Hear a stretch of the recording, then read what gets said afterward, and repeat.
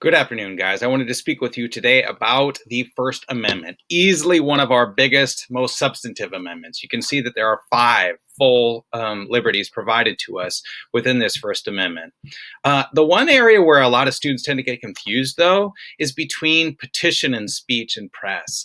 I think students kind of imagine speech to kind of encompass all of them. And I heard a good argument brought up earlier this week that the speech creates the foundation for the press and the petition. And that could absolutely be an argument made. But I do need you to understand that those are distinct liberties, and we'll get more to that here in just a moment. Now, the first freedom that I wanted to speak about is the freedom of religion. Recognize that there are two significant clauses within the freedom of religion, the Establishment Clause and the Free Exercise Clause. We'll first speak to the Establishment Clause, but before we get there, I wanted to read that specific part. Congress shall make no law respecting an establishment of religion. We'll get to that second phrase here in just a moment. So a first case that really dealt with this specific issue on a wide scale in a public school was the case Engel versus Vitale. And they had to ask themselves a series of questions. A lot of students, whenever they think about no school prayer or no religious activities at a public school, they speak to this idea of a separation between church and state. Well, guess what, folks? There is no separation between church and state explicitly stated within the Constitution. However, this case did help pave the way for that.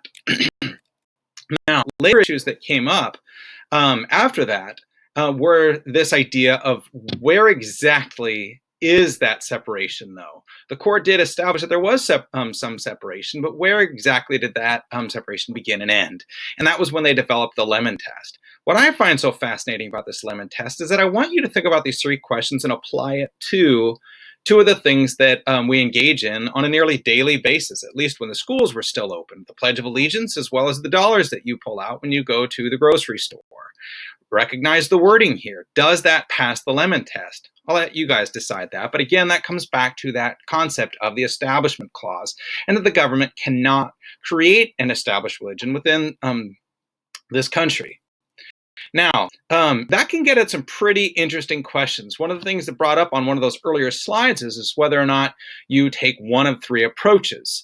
And in this specific case, they took the accommodationist approach and ended up with a satanic statue alongside the nativity scene. Is the accommodation strategy then realistic, or is it important for them not to have any inclusion of religious matters whatsoever? The only other approach is to allow religious paraphernalia in a variety of different areas. Are you comfortable with that? Well, there's quite a bit of discussion there.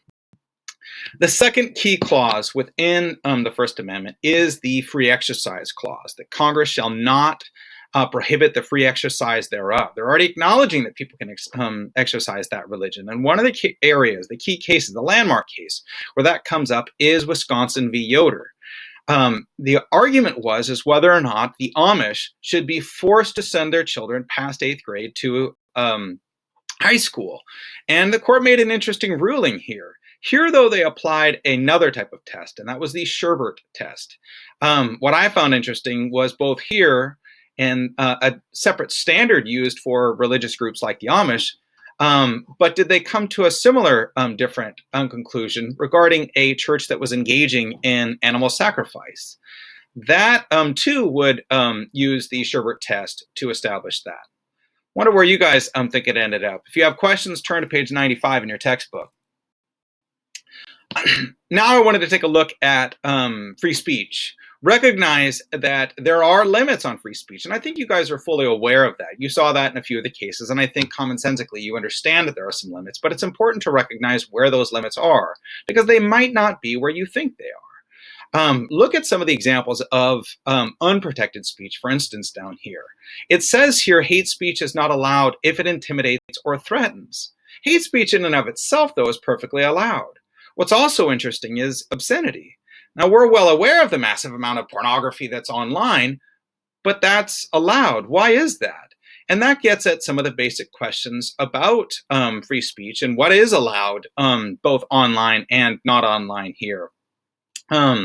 What you guys saw when you look at Shank, the Shank case earlier this week, that we're about to in just a moment, is that a follow-up case was this Brandenburg versus Ohio. I'll come back to that one in just a moment after we look at the Shank v. U.S. case. In the Schenck v. US case, you guys saw that the government could take many different actions in restricting free speech, particularly when the nation is at war. They created the clear and present danger test. But you saw in the Brandenburg test that they replaced that with the imminent danger threat. In other words, does the speech create a threat of immediate harm? If so, it can still be blocked. The justices, when they looked back at the Schenck case, they regretted it because they realized what a precious freedom of speech was and just how much they restricted it, which is why you saw so many changes to the court's rulings after this rather restrictive case here. And just to go to show you just how radically different rulings can be, here was a group of unruly teenagers wearing black armbands to protest the Vietnam War.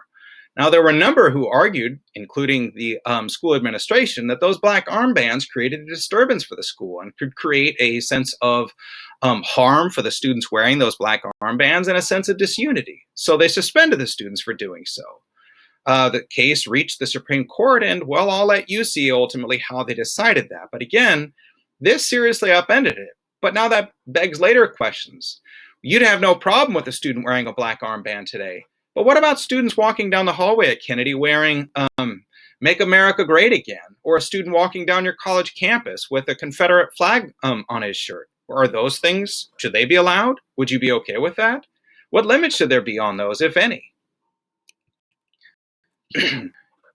Speaking on college campuses was a little difficult for conservative speakers like Ben Shapiro, as well as a few others that attempted to speak there. They were determined to come, but UC Berkeley ultimately had to stop them. Not because they necessarily had a problem with their speech, but because they could not provide the security necessary for them to come because of just how out of control some of the protests were getting there. What I think you should find interesting about that is that Berkeley is the site of the free speech movement during the 1960s. I'm not going to get into that now, but you should have studied that last year in US history. So it just goes to show you how much times can change and where those different standards of what's appropriate and what's not appropriate can go. Another case that I thought you guys might find interesting is Morris v. Frederick. This is a case where students on a field trip in Alaska went out to ultimately greet the Olympians that were carrying the torch. They decided on this field trip to hold up a sign that said "Bong hits for Jesus." Those students were suspended. Should they have been? How did the court ultimately decide on that case? You can look it up, Bong hits for Jesus or Morris v. Frederick. Now, there are different ways to conduct that speech. There is symbolic speech as well as written or spoken speech there. So I want to be clear on symbolic speech. A more common type of speech that's occurred that has become very, very controversial is the burning of the American flag. The Supreme Court has continually affirmed the right of people to burn the American flag. Congress attempted to go around the court's ruling on this matter with the law Flag Protection Act. The courts denied them that yet again by ruling it unconstitutional. And as of yet, you are still allowed to burn the American flag. Now, I want to speak with you guys next about the freedom of the press. One of the things that the government has claimed the right to do in the past is to ultimately issue an injunction, which means to stop a publication of a particular article.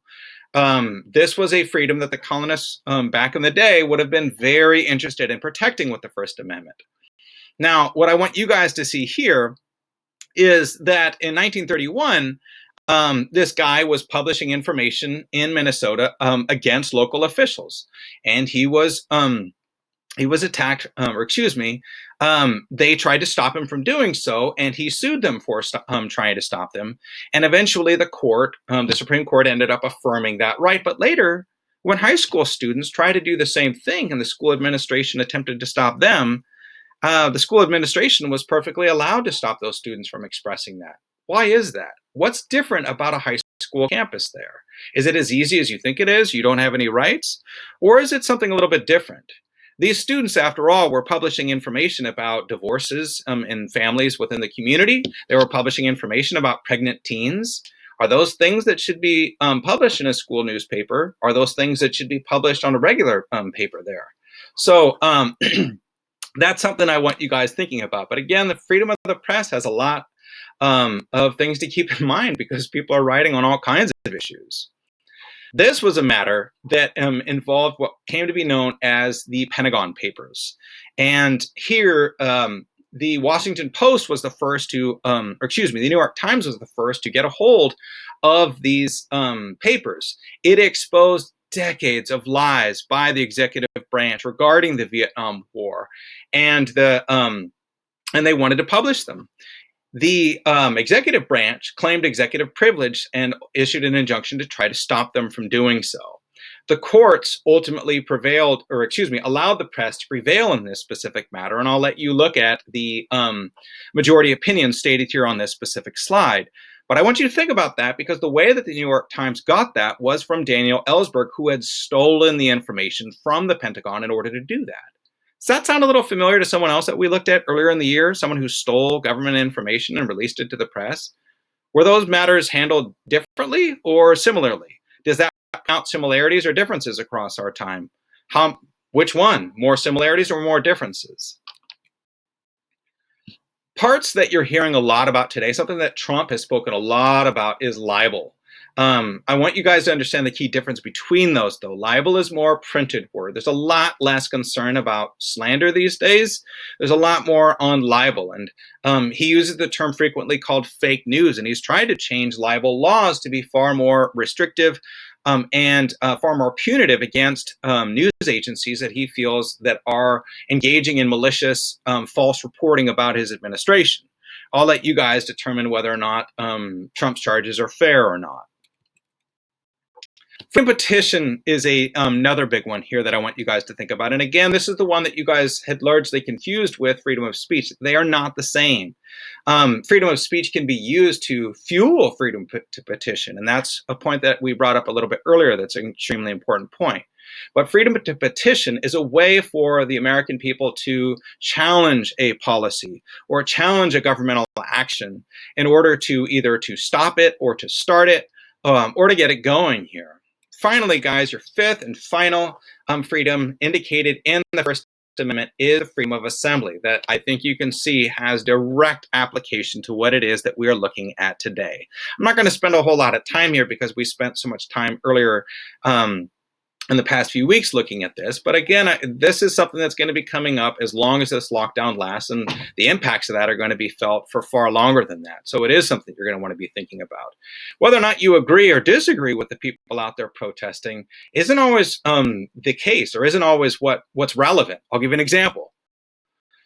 Nazis wanted to march in the state of Illinois. In the case Skokie versus Illinois, they were trying to challenge a local measure that was used to allow them to march. They were trying to march, and the city was denying them that right. Remember, whenever you're going to lead a protest or march of some sorts, you have to have permission from the local authorities, a permit in order to go out there, and they were denied that repeatedly. Well, they were ultimately arguing that their freedom of speech and their free assembly rights were being denied, and the courts agreed with them. Why is that? What does that ultimately indicate, and what will be the long-term effects of that? Now, many of you guys chose your favorite freedoms, and nearly all of you chose something from the First Amendment to ultimately indicate that. Of those First Amendment rights, which one of these cases seems to be the most important in affirming those First Amendment rights? Thanks for your time, guys, and see you soon for the next video.